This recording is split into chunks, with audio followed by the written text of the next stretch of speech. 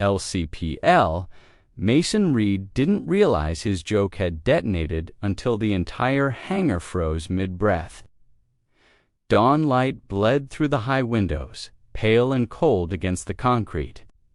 The wind outside carried a steady 6 to 8 knots, just enough to send thin dust lines swirling through the open bay.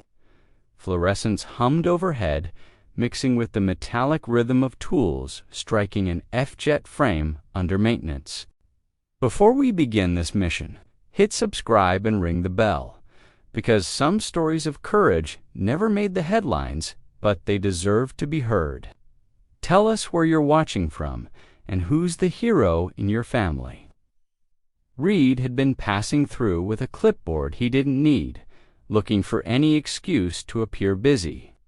Instead, he stopped next to a quiet woman standing beside a crate of diagnostic equipment, her eyes locked on a tablet filled with scrolling intercepts.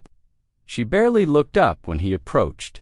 "So, he said, trying to sound smooth, "what's your rank, ma'am? Or do you just outrank the tablet?" He grinned. She didn't. She just continued studying the screen, dark eyes flicking between data streams labeled Thetaphore.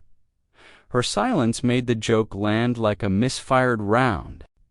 Call Dana Ruiz heard it from 20 feet away. She turned sharply, boots scraping against the hangar floor. "Reed!" she called, not raising her voice, but somehow making it strike harder. "Maybe don't harass personnel before sunrise." Embarrassed heat hit his neck.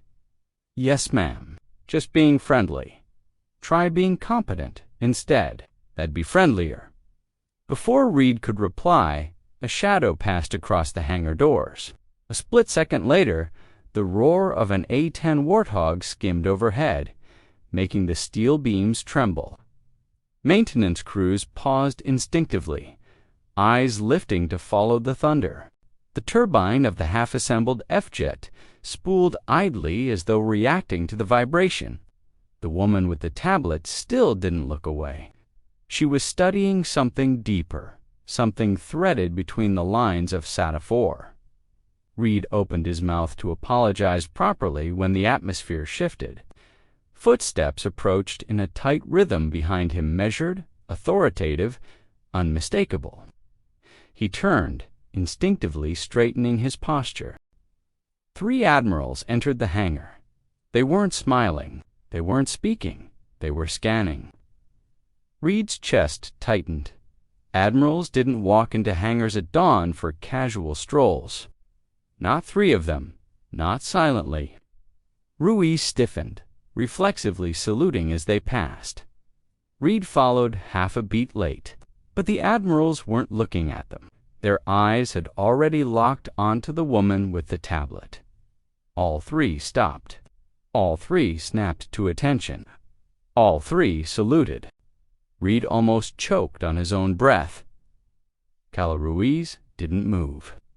A wrench dropped somewhere in the distance as a mechanic froze. Even the idle hum of machinery seemed to dull around the moment. The woman, only now raising her gaze, returned the salutes with crisp precision. She spoke softly, but the sound carried across the stunned hangar. "Admirals, I wasn't expecting your arrival until O-6-40. Change of urgency, Commander Locke," the lead admiral said. "We're elevating Thetaphore. You now have full operational control." Reed's spine locked. "Commander, Commander." He replayed the word like a punch. He had joked at a commander. "Worsa, Commander," the admirals answered too. Arya Locke didn't bask in the attention. She simply nodded and returned her focus to the tablet. The intercept scrolled faster as she flicked through additional layers of encoded data. Her expression shifted, tightening with concern. "Is this confirmed?" she asked. "It is," the second admiral replied. "Recon Team Harris. Last transmission 90 minutes ago. Their route placed them near the restricted maritime zone." Ruiz inhaled sharply. "They're overdue, missing, Locke said quietly. She spoke it like she had already accepted the worst. That A4 wasn't just noise. It was a masked distress pattern. Someone hid it under routine bandwidth. Reed felt himself shrink as she walked past him, moving toward the central operations console the technicians had rolled in behind her. She keyed in her credentials, Spectre Actual, and a flood of classified overlays filled the screen. Grid lines, signal spikes, a heat signature briefly appearing, then vanishing. She didn't hesitate. Initiate code amber. Notify Raptor 6 that all traffic goes through me. A communication specialist jogged forward, almost tripping over a toolbox. Yes, ma'am, Spectre Actual, confirming code amber. Reed watched, unable to step away from the sinking feeling in his gut. 30 minutes ago, he thought she was some analyst tucked away in logistics. Now Admirals were waiting on her words, and the base's pulse seemed synced to her decisions. "Reed," Ruiz said quietly, breaking the spell. "I hope you're absorbing this." He nodded, throat tight. "Yes, ma'am." Loud and clear. Locke glanced at him briefly, only a split second, but enough to make him look down. He felt like she could see the joke still clinging to him. Shame burned deeper than Ruiz's reprimand ever could. A new alert flashed across her screen. She zoomed in, tapping the map until a small point flickered, one last known coordinate. The symbol pulsed weakly, as if struggling to stay visible. "That's the recon squad." Locke's voice lowered. "Their trail ends here." The Admirals leaned closer. The hangar filled with a silence heavy enough to feel. Ruiz stepped in. "Commander, what are you thinking?" Locke didn't hesitate. They didn't vanish. They were taken or forced into blackout. Either way, we're already behind. She turned to the Admirals. "I'll need the command center cleared and ready. I want every Theta-4 relay, decrypted thermal overlays from the last 2 hours, and naval patrol logs for the restricted zone. Move fast." The Admirals nodded, exchanging grim looks. One spoke. "You have the full weight of Pacific operations, Commander." Locke didn't acknowledge the praise. She simply tucked the tablet under her arm and moved toward the hangar doors, already issuing orders into a handheld. "Raptor 6, copy traffic," she said. "This is Spectre Actual. Prioritize grid deltanine. I want eyes on all maritime signatures within 20 nautical miles." Her voice echoed across the hangar, bouncing off steel and concrete. Reed felt it settle into him, turning his embarrassment into something sharper and uncomfortable admiration. She was composed, precise, and now the center of a crisis he had only glimpsed at the edges. The dawn light had changed by the time Locke exited the hangar. Brighter, harsher, almost prophetic. Reed watched her go, knowing the base had shifted around her in an instant. He had walked in thinking the morning would be uneventful. But Commander Arya, Locke had just pulled the entire installation into a storm, and the first signs of the next wave were already forming beyond the horizon. The command room lights dimmed as the ghost signal flickered onto the main displays, meaning unmistakably hostile. The atmosphere thickened instantly, shadows stretching across the blue-lit walls as if the room itself leaned closer to listen. Screens pulsed with data streams, each one reflecting in the eyes of the officers gathered around the central table. Commander Arya Locke stood at the helm, posture steady, breath controlled, her focus sharpened to a fine edge. The tension from the hangar had followed her here, solidifying into something colder and infinitely more urgent. Reed stayed near the wall, not hiding, but certainly not eager to draw attention. His misstep from earlier weighed on him like a badly fitted pack. He watched Locke work, marveling at the precision of her movements, the quiet authority she carried. No one questioned her presence here, not with Theta 4 still flashing at the corner of the display, each pulse like a heartbeat, signaling something they weren't yet prepared to face. Locke rotated the digital map with a swipe. Last known position of Recon Team Harris, she said. Sector Delta 9, grid 4.6. The coordinates glowed red, marking the point where the team's transmission had abruptly ended. 90 minutes without contact. No thermal trace residuals detected since. Col Ruiz leaned forward, her jaw tense. Terrain, coastal shelf, limited cover. But that's not the concern. Locke tapped another overlay onto the map. A thin signal spike appeared, a narrow ridge of interference layered against routine naval logs. This, she said, should not exist. LT Thwan, their resident signals analyst, adjusted his headset. That's the packet you flagged earlier. Locke nodded. It was masked behind a frequency hop pattern that doesn't match any friendly protocols. Someone piggybacked on our standard maritime frequency. Thorne's eyes widened. Foreign origin, almost certainly, she answered. But whoever sent it wanted to stay invisible, riding our own bandwidth. This SIGINT spike was deliberate. An uneasy murmur passed through the room. Reed swallowed. He wasn't supposed to be here, strictly speaking. This briefing was above his pay grade, but no one had kicked him out. And he wasn't about to leave while the fate of the recon squad hung by a thread. The main screen flickered again. A new window opened, automatically radar feed, showing concentric sweeps across the darkened maritime zone. An intermittent return shimmered between 17 and 20 nautical miles, blinking in and out like a phantom. There, Thorne pointed. That anomaly. Locke folded her arms. I've been watching it. It matches the Theta 4 trajectory.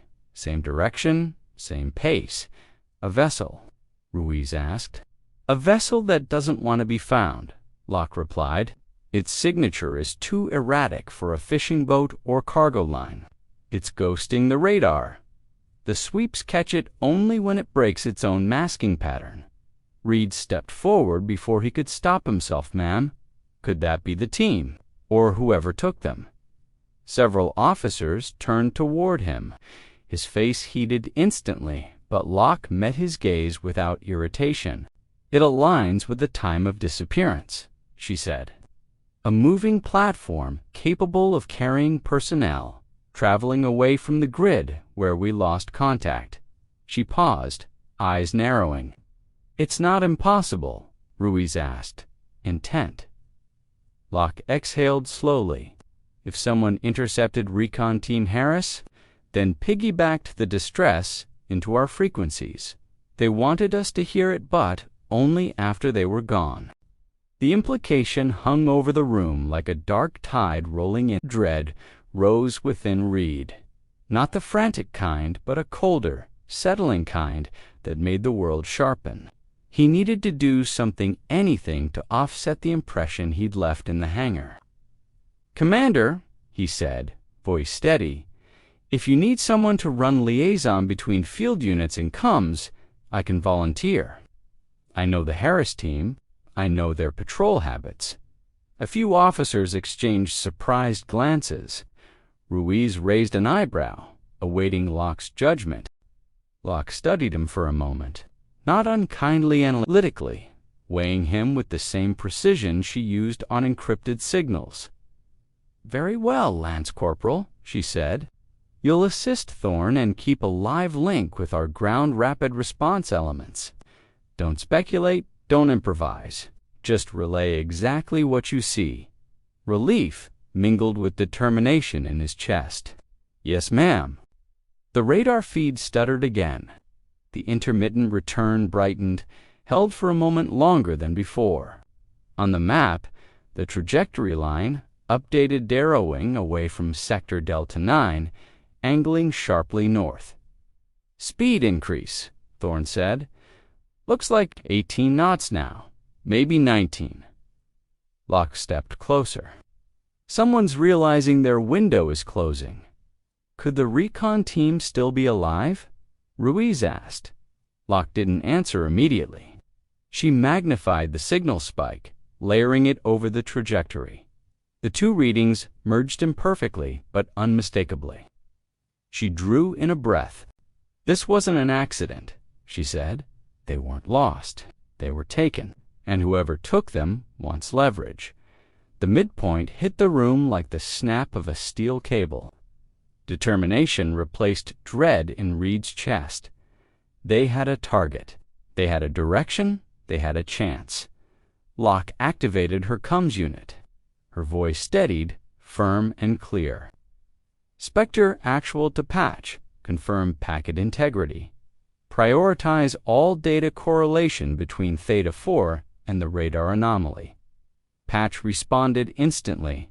Copy, Spectre actual. She turned back to the team. We're initiating active tracking on the vessel. Thorne, tighten the frequency triangulation. Ruiz, prepare our rapid response elements for launch orders. Reed, stay with Thorne and keep command updated with every return. Reed nodded, adrenaline biting at the edges of his composure. What's the end game here? Ruiz asked quietly. Locke's jaw tightened. If the patrol is being used as leverage, then this vessel is baiting us. We'll take the bait but on our terms. The ghost signal pulsed once more, stronger, more defined. The vessel's path curved toward deeper waters, as if inviting pursuit. Reed felt the shift, the whole room aligning behind Locke's resolve. The crisis wasn't abstract anymore. It had a shape, a direction, a predator's intention. Locke stepped forward, eyes fixed on the screen. Prepare for contact, she said. This is just the beginning. And as the anomaly steadied into a measurable course, the path toward confrontation became inevitable. Spray lashed across the bow as the fast boat knifed through the dark water, every second tightening the noose around the ghost ship. The night around them was ink black, broken only by the faint neon wash of NVG lenses and the cold sparkle of moonlit waves. Reed crouched low beside the gunwale, gloved fingers gripping the rail, heartbeat tapping in rhythm with the engine's rising roar. This time, he wasn't the Marine who cracked a joke at the wrong moment. Tonight, he was part of a mission commanded by the woman he now respected more than anyone he had ever served under. Locke monitored everything from the mobile command module riding a parallel course 3 miles off. Her voice came through steady and focused, each word a tether keeping the team aligned. Spectre, Actual 2, Strike 1, intercept range 14 nautical miles, closing speed 28 knots. Maintain radio discipline, the crews answered in crisp unison. No chatter, no hesitation. What lay ahead demanded precision. The fast boat surged forward, hulls slapping against the waves as they carved a path toward an unlit vessel drifting along the restricted maritime corridor. The radar maps had shown its position only intermittently in echo at 17, then 20 nautical miles, tracing the same shadow frequency Thorne had decrypted in the darkened command center hours earlier. That signal had belonged to the missing patrol. And now, with the pieces aligned, the mission had become a race against time. Reed looked across the deck at the other Marines. Carbines slung, safeties on. Their faces were set, green silhouettes sharp under NVG halos. No one spoke, but every posture carried the same truth. They knew lives were waiting, and whatever force had taken their own would not win tonight. Locke's voice returned, low and controlled. Thermal trace residual detected on target hull, minimal output, likely low power or intentional suppression. Adjust approach vectors by 4 degrees east. Reed felt the boat veer, the rudder slicing hard. The coxswain nodded, jaw tight, eyes forward. Above them, faint but unmistakable, the thrum of an aircraft bled through the night. The A-10 flyover, Locke ordered, had gone wide, and Hino lights no direct pass just enough to rattle anyone scanning for airborne threats. A psychological nudge, not an attack. She wanted fear in the kidnappers, not casualties among the captives. At 16 nautical miles, the ghost vessel finally took shape. A dark outline drifting against the horizon, moving too steadily to be abandoned, but too quietly to be honest. Reed steadied his breathing. His guilt from the hangar, his casual insult, his ignorance had burned in him ever since. Now he used that fire to anchor himself. Tonight he intended to earn the respect he'd squandered. Strike one closed the last stretch, engines throttling down as the boat slipped into a gliding approach. Every Marine lifted his weapon into a ready hold, muzzles angled low but prepared. Only 2 flashbangs were issued to each boarding team. Locke had been clear: minimal force, maximum speed, safe recovery.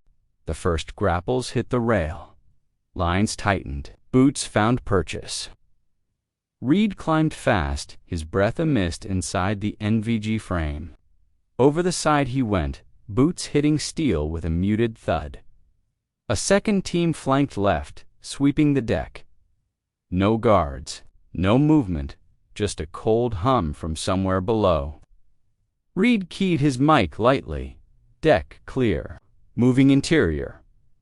The response came immediately. Proceed. Maintain control.